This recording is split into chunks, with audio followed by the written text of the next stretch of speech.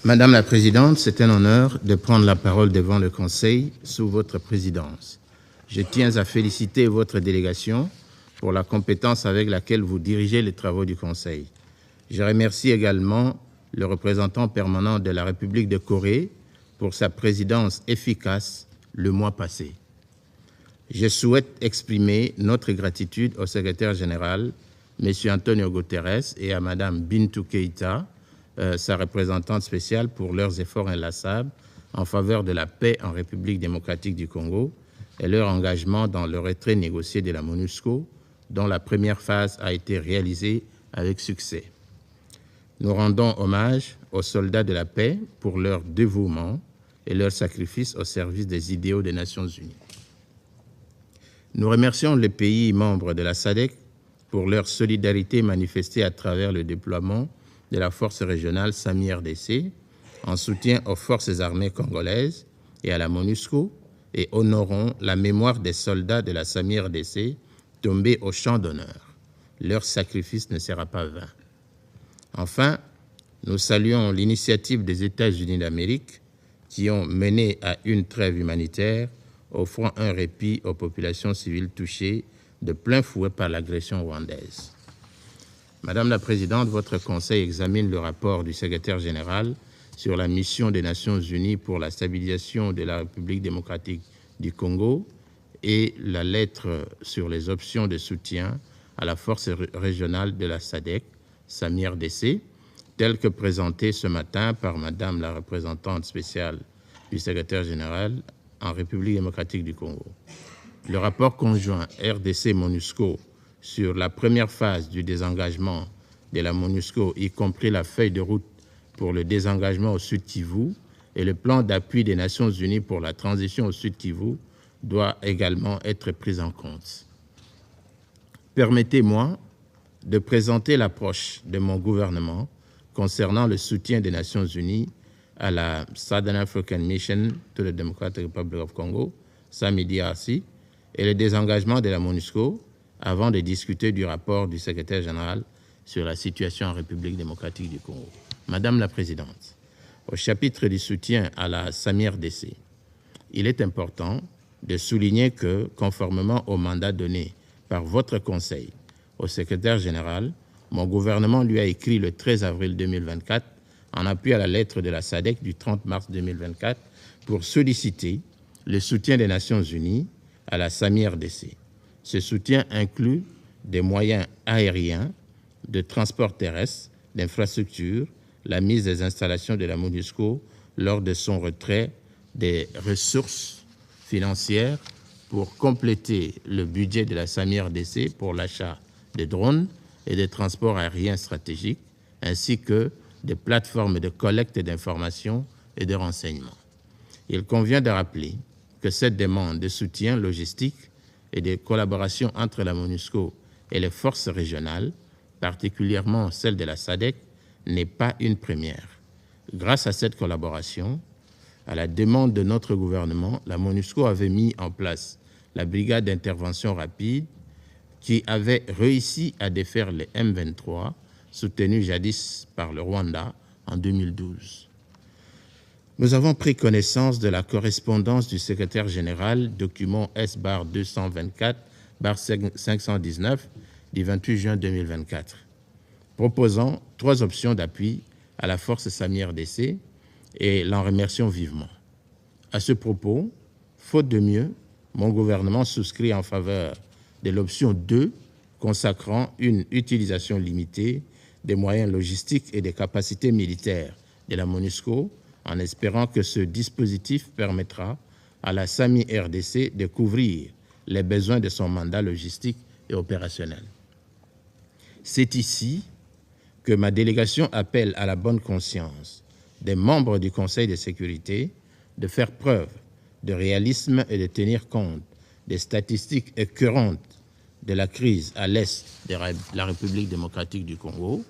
qui dure depuis bientôt 3 décennies, avec un bilan humain de plusieurs millions de morts et une situation humanitaire catastrophique de plus de 7,2 millions de déplacés internes. Madame la Présidente, En ce qui concerne le désengagement de la MONUSCO, le gouvernement de la République démocratique du Congo adhère à la note de désengagement co-signée le 21 novembre 2023 avec la MONUSCO à la demande du Conseil de sécurité pour un retrait accéléré, progressif, ordonné et responsable de la mission de la RDC. La note validée par la résolution 2717 du 19 décembre 2023 du Conseil de sécurité prévoit le départ de la MONUSCO en 3 phases. Ma délégation salue l'achèvement de la première phase le 25 juin 2024 lors d'une cérémonie présidée par la Première ministre, Mme Judith Suminwa Tuluka, avec le départ de la MONUSCO du Sud Kivu et la fermeture des bureaux et installation de la mission dans cette province. Ce désengagement a été possible grâce à la collaboration entre le gouvernement et la MONUSCO, malgré certains défis logistiques et sécuritaires. Les 2 autres phases concernent respectivement le Nord Kivu pour la phase 2 et l'Ituri pour la phase 3. Pour l'instant, la priorité du gouvernement est de consolider et renforcer l'autorité de l'État dans le Sud Kivu pour prévenir tout vide sécuritaire, selon la feuille de route de l'équipe provinciale intégrée de transition. L'heure est donc à la transition, période pendant laquelle le gouvernement assumera pleinement les activités autrefois exercées par la MONUSCO avec l'appui des agences, fonds et programmes des Nations Unies. Ces activités sont budgétisées dans la feuille de route provinciale dont la mise en œuvre devrait débuter le 1er juillet 2024. Toutefois, en raison de l'agression continue du Rwanda dans le Nord Kivu, la phase de retrait suivante, phase 2, sera abordée lorsque les conditions le permettront, après des évaluations conjointes continues. Madame la Présidente, le rapport du secrétaire général reste dominé par la poursuite des attaques de RDF M23 contre les camps des personnes déplacées et leur expansion territoriale, militaire, agressive et continue. C'est le paragraphe 91 et 92 du rapport du groupe d'experts, plutôt du rapport du secrétaire général qui en parle, comme en témoignent également les récents affrontements violents autour de la ville de Kanyabayonga, dans le territoire de Lubero, dans la province du Nord Kivu. C'est la suite logique des faits rapportés par le groupe d'experts des Nations Unies qui affirme, dans les récentes conclusions de son rapport sur la République démocratique du Congo, que 3 000 à 4 000 soldats des forces de défense rwandaises RDF opèrent actuellement dans les territoires de Nyiragongo, Rutshuru et Masisi. Ces troupes appartiennent à diverses divisions des RDF, notamment les 2e et 3e divisions commandées par le général de division Eugène Nkubito et les forces spéciales des RDF commandées par le lieutenant-colonel Augustin Riarasa Migabo. Ceci est renseigné dans les paragraphes 42 et 43 du rapport du groupe d'experts. Le groupe d'experts a documenté le déploiement de technologies et d'équipements militaires avancés par le RDF, y compris des lance-roquettes de 122 mm, des bombes de mortier et des conteneurs de missiles anti-chars. Vous lirez cela au paragraphe 46 du rapport du groupe d'experts. Pourtant, peu avant de prendre connaissance de ce rapport, mon gouvernement avait attiré l'attention du Conseil sur l'aggravation de la situation sécuritaire et humanitaire caractérisée notamment par les bombardements des camps de déplacés de guerre à l'est de la RDC qui ont causé un nombre élevé de victimes, en majorité des femmes et des enfants.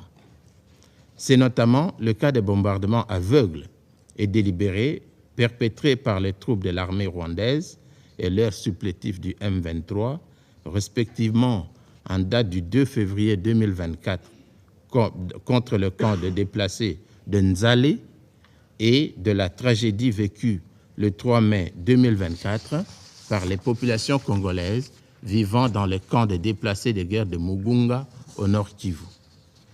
Ces attaques ont été suffisamment documentées et portées à la connaissance du Conseil de sécurité à maintes reprises, aussi bien par mon gouvernement que par les rapports successifs du groupe d'experts de l'ONU sur la situation sécuritaire en RDC. Mon gouvernement a même demandé, par sa lettre du 8 mai 2024 au Conseil de sécurité, de convoquer une réunion publique à cet effet et d'exiger du Rwanda le retrait sans condition de ses troupes du territoire de la RDC, ainsi que la cessation de tout soutien au M23 sous peine de sanctions individuelles et collectives. Bien que régulièrement saisi de cette demande, le Conseil est demeuré silencieux du début à la fin du mois de mai 2024, pour des raisons qui échappent encore à l'entendement de ma délégation. Ce silence a malheureusement contribué à encourager le Rwanda et ses supplétifs du M23 à poursuivre son entreprise de déstabilisation de la République démocratique du Congo et de la région des Grands Lacs, aggravant une situation humanitaire déjà chaotique. À ce propos, on peut lire au paragraphe 34 du rapport du secrétaire général que l'épidémie de choléra, de rougeole et de variole a continué d'aggraver une situation humanitaire déjà complexe. Mon gouvernement reste néanmoins confiant que le Conseil saisira la présente opportunité pour prendre des mesures appropriées face à la dure épreuve que subissent nos concitoyens contraints à l'errance perpétuelle forcée. Madame la Présidente, parce qu'il n'est jamais trop tard pour mieux faire, ma délégation vous invite à faire avec elle les constats ci-après. 1. Les attaques si haut décriées, telles que dénoncées par le secrétaire général des Nations Unies, les groupes d'experts des Nations Unies et mon gouvernement constituent une énième violation flagrante de l'intégrité territoriale de la République démocratique du Congo,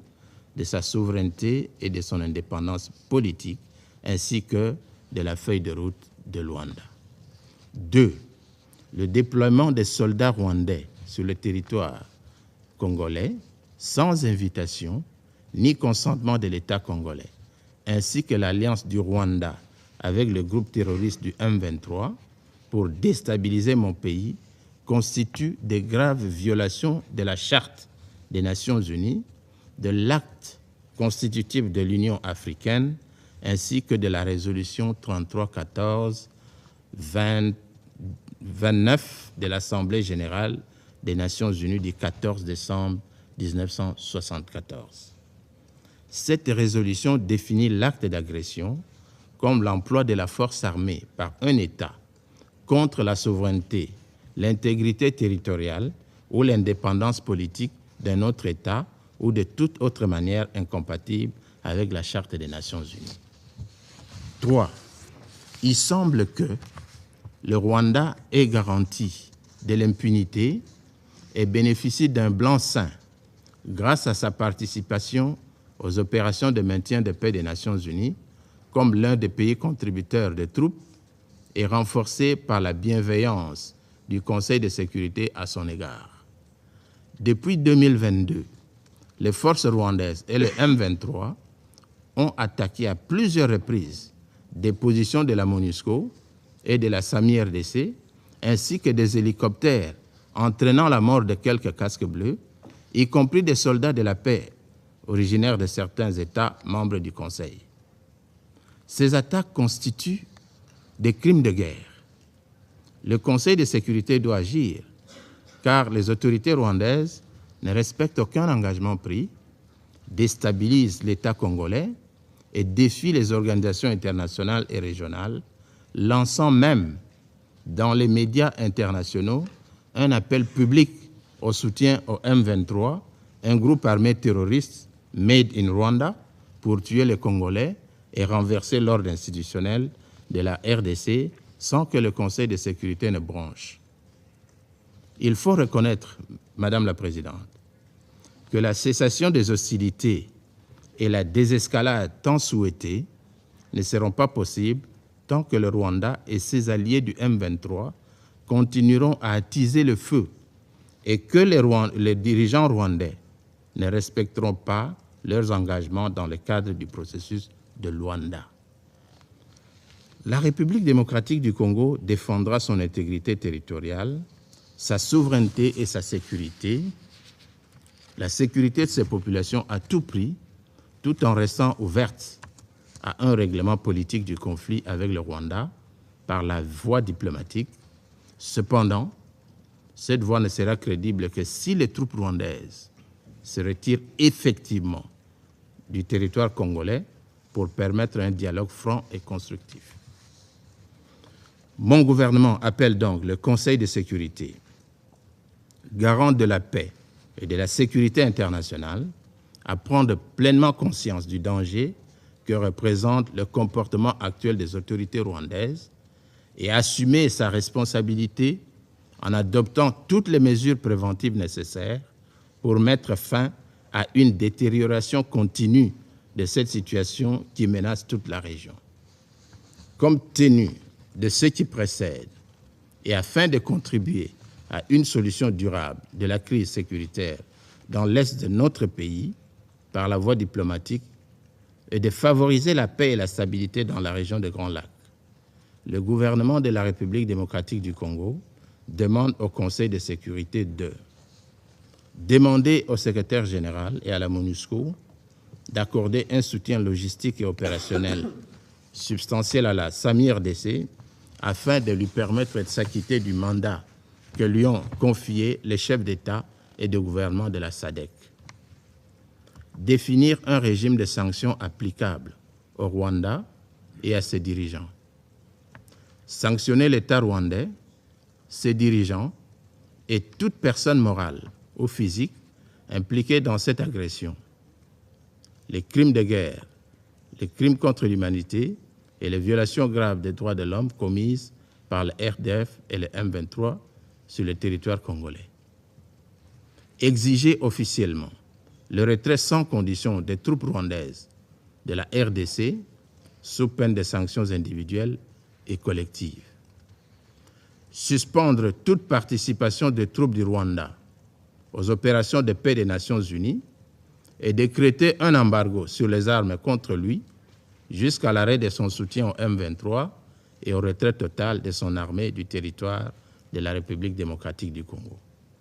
Enfin, dénoncer et sanctionner l'implication des autorités rwandaises dans l'exploitation illégale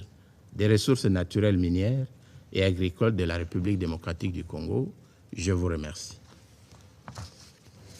Я благодарю